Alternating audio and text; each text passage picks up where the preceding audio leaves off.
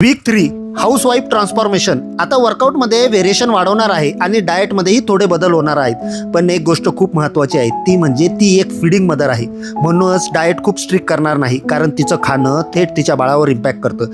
म्हणून या जर्नीमध्ये आपला फोकस वेट स्केलवर नाही आहे, आपला फोकस आहे मेंटल स्ट्रेंथ आणि फिजिकल स्ट्रेंथवर. वेट स्केल मागच्या 2 आठवड्यापासून सेम आहे, पण प्रोग्रेस थांबलेला नाही. कारण स्लीप पॅटर्न इम्प्रूव्ह झालाय, मूड खूप स्टेबल झालाय आणि ब्लोटिंग जवळपास 50% कमी झालाय. आतापर्यंत आपण वापरत होतो व्हे प्रोटीन आणि ग्लुटामाइन, पण या आठवड्यापासून आपण ऍड करतोय 2.5 ग्रॅम क्रिएटिन बिफोर वर्कआउट.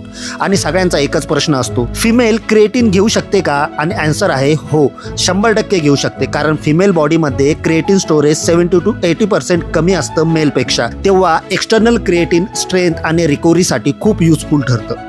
आजच्या वर्कआउटमध्ये वेट होल्डिंग प्लस वॉकिंगचे 3 सेट्स घेतले. यामुळे ग्रिप स्ट्रेंथ वाढते आणि बॉडी स्टॅबिलिटी इम्प्रूव्ह होते.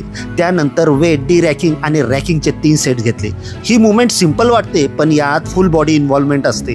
यामुळे बॉडी कोऑर्डिनेशन आणि कंट्रोल इम्प्रूव्ह होतो. या आठवड्यातून 2 दिवस आपण कोरवर फोकस करणार आहोत. आजची सुरुवात रशियन ट्विस्टने 3 kg बॉल बरोबर. हा एक्सरसाइज तुमचा कोर टायटन करतो, वेस्टलाईन इम्प्रूव्ह करतो आणि रोटेशनल स्ट्रेंथ वाढवतो. Second, mountain climbers. Form perfect नव्हता अजून, पण मुवमेंट सुरू झालंय आणि तेच महत्त्वाचं होतं.